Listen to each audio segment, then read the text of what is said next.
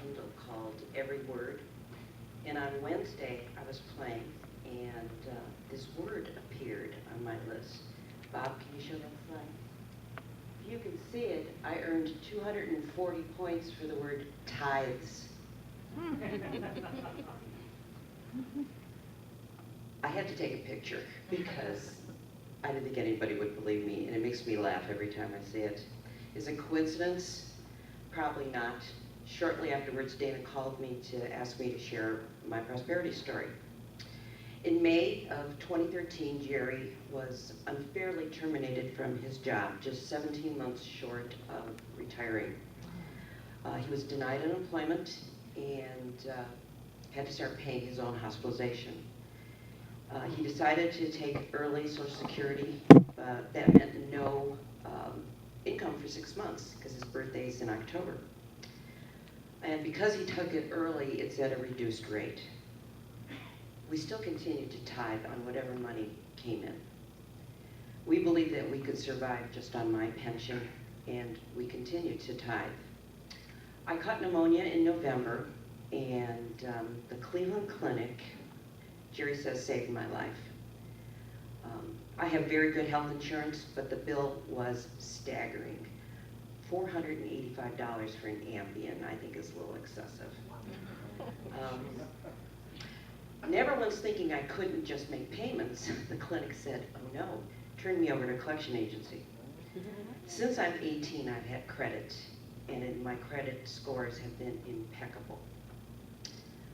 We continue to tithe our time and our talents and our treasure. Now, I'm the kind of person that if I have a credit card, I pay that bill immediately. And I found out I couldn't pay them off. I had to just make payments. And it was beginning to overwhelm me psychologically, spiritually, emotionally.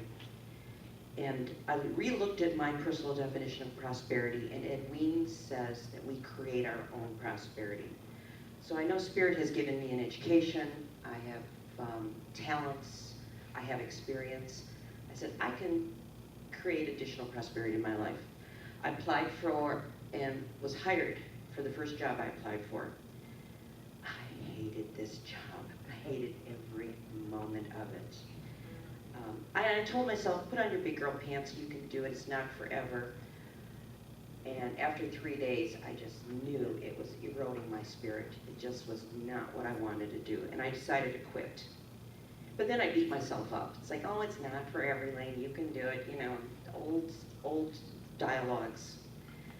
Our tithing didn't waver, but we still didn't have all that money we needed that we promised. So merchandising requires travel, and I was on the road, and I very rarely needed makeup, but that day I needed it. So I went up to Beechwood Mall, walked into the boutique, not dressed for a job interview, had a lively and animated conversation with the manager. I was hired on the spot.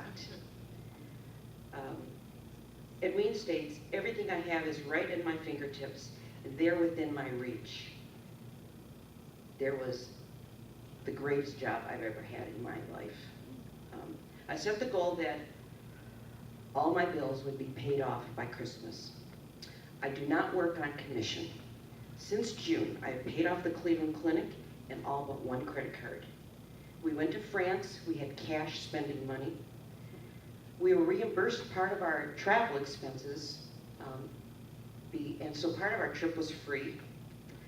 I traveled to San Francisco, and there was a layover in Las Vegas. I won on the third spin.